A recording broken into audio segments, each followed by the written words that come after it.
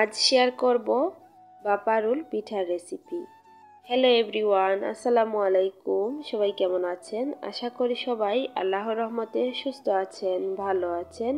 আলহামদুলিল্লাহ, আমরাও আল্লাহর অশেষ রহমতে ভালো আছি। আজকে আমি আপনাদের সাথে খুবই সহজ রেসিপিতে শেয়ার করব এই বাপারুল পিঠার রেসিপি। এই বাপারুল পিঠাটা কিন্তু অনেক সহজেই তৈরি করা যায়, আর একটা পিঠা থেকে অনেকগুলো পিঠা আপনারা খুবই সহজেই বানিয়ে নিতে পারবেন। বাপারুল পিঠা বানানোর জন্য প্রথমেই আমি পিঠার ডোটা তৈরি করে নিচ্ছি। এর জন্য কড়াইতে দিয়ে দিলাম 1 কাপ পরিমাণ পানি, তারপর দিয়েছি সামান্য পরিমাণ লবণ। এখন পানিটা ভালো করে ফুটে আসলে আমি এর মধ্যে দিয়ে দিব চালের গুঁড়া। এখানে আমি শুকনো চালের গুঁড়া ব্যবহার করেছি, এর জন্য পানিটা একটু বেশি লাগবে। আপনারা যদি ভিজা চালের গুঁড়া ইউজ করেন তাহলে পানির পরিমাণটা কমিয়ে দিবেন।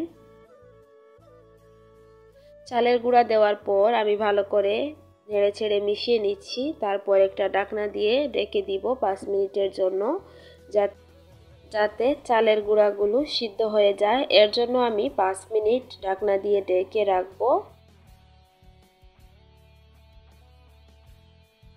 তো দেখুন, শুকনা চালের গুঁড়া, এর জন্য আমি এখানে আরও কিছুটা পানি ইউজ করেছি। এখানে চালের গুঁড়া দিয়ে সফট একটা ডো তৈরি করে নেবেন।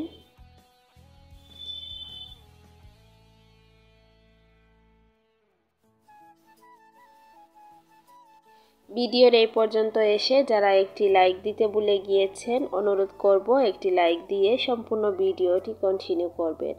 আর আমার চ্যানেলে যদি নতুন হয়ে থাকেন আর আমার ভিডিওর কোনো অংশ আপনাদের কাছে ভালো লাগে, তাহলে প্লিজ আমার চ্যানেলটিকে সাবস্ক্রাইব করে পাশে থাকা বেল আইকনটি অলে প্রেস করে রাখবেন। এতে করে আমি নতুন কোনো ভিডিও আপলোড করার সাথে সাথে নোটিফিকেশন আপনাদের কাছে পৌঁছে যাবে। তো দেখুন, এখানে আমি এখন নারিকেলের পুরটা রেডি করে নিচ্ছি। এর জন্য আমি এখানে 1 কাপ পরিমাণ নারিকেল কুড়ানো দিয়ে দিলাম। দিয়েছি এখানে খেজুরের গুড় 1 কাপ পরিমাণ, দিয়ে ভালো করে আমি মিশিয়ে নিচ্ছি। চুলার আঁচটা মিডিয়ামে রেখে আমি এগুলোকে নেড়ে চেড়ে 5 মিনিটের মতো ভেজে নিব। গুড়টা যতক্ষণ না পর্যন্ত গলে যাচ্ছে ততক্ষণ পর্যন্ত এভাবে নাড়তে হবে।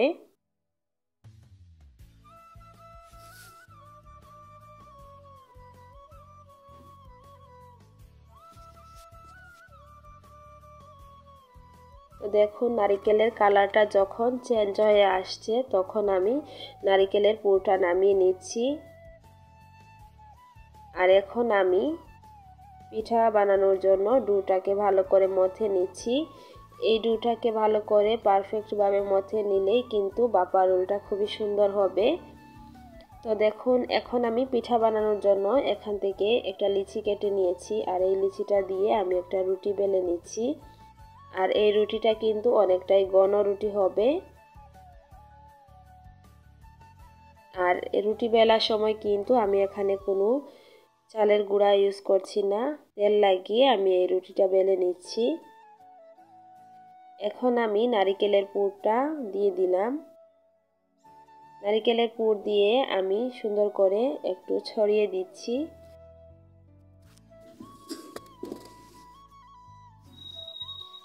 নারিকেলের পুর দেওয়া হয়ে গেলে আমি এভাবে হাত দিয়ে একটু চেপে চেপে দিচ্ছি, যাতে নারিকেলের পুরটা বেরিয়ে না আসে। তো এখন আমি ছুরি দিয়ে সাইডটাকে চারকোনা শেপ করে কেটে নিব।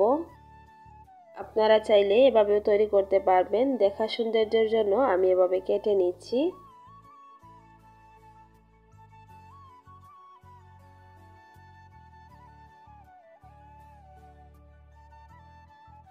এখন আমি অপর পাশ থেকে এটাকে মুড়িয়ে নিব। দেখুন, এভাবে করে আমি রাউন্ড শেপ করে পিঠাটাকে মুড়িয়ে নিচ্ছি, রোল করে নিচ্ছি। এটার নাম হচ্ছে সুইচ রোল। ইউরোপিয়ানদের হচ্ছে সুইচ রোল কেক, আর আমাদের হচ্ছে সুইচ রোল পিঠা। তো দেখুন, আমি এখন ভালো করে সিল করে দিচ্ছি যাতে খুলে না যায়। তো এভাবে হালকা হাতে চেপে চেপে ভিতরটা সিল করে দিলেই কিন্তু এটা খুবই সুন্দরভাবে সেট হয়ে যাবে। আর আমার ভয়েসটা কিন্তু খুবই খারাপ শোনা যাচ্ছে, ঠান্ডার কারণে গলাটা বসে গিয়েছে, আপনারা একটু মানিয়ে নেবেন। তো এখন আমি বাপা রোলটাকে বাপ দিয়ে দিব। এর জন্য একটা পাত্রে পানি গরম করে নিয়েছি আর এখন একটা স্ট্যান্ডের উপর রেখে ঢাকনা দিয়ে ঢেকে দিয়েছি। তো এটা কিন্তু বেশি সময় লাগে না সিদ্ধ হতে। তো দেখুন সিদ্ধ হয়ে গিয়েছে। এখন আমি নামিয়ে নিয়েছি আর ঠান্ডা হওয়ার পর আমি এটাকে পিস পিস করে কেটে নিব।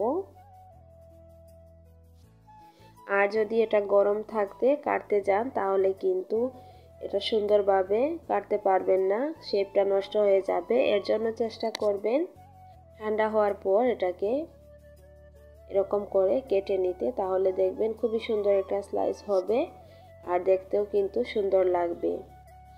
অতিথি আপ্যায়নে কিন্তু এই পিঠাটা যদি বানিয়ে দেন তাহলে খুবই সুন্দর হবে। ভিডিও শেষের দিকে আমি আপনাদের কাছে একটা রিকোয়েস্ট করতে চাই।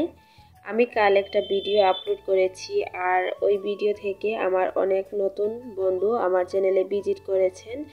আর অনেক বন্ধু আছেন যারা আমাকে এত নাম্বার সাবস্ক্রাইব করে নিলাম লিখেছেন। প্লিজ এরকম কমেন্ট করবেন না, এটা স্প্যাম কমেন্টের মধ্যে পড়ে, আপনারা হয়তো জানেন না। এরকম কমেন্ট করলে আপনার চ্যানেলেরও ক্ষতি হবে আর আপনি যে আমাকে সাবস্ক্রাইবটা করেছেন ওই সাবস্ক্রাইবটা কেটে নিবে। তো প্লিজ আশা করি সবাই বুঝতে পেরেছেন। লাইক দিয়ে দিলাম, পাশে আছি, আমার পরিবারে এসো। প্লিজ এরকম কোনো কমেন্ট করবেন না, তাহলে কিন্তু আপনার চ্যানেলেরও অনেক বড় ক্ষতি হয়ে যাবে।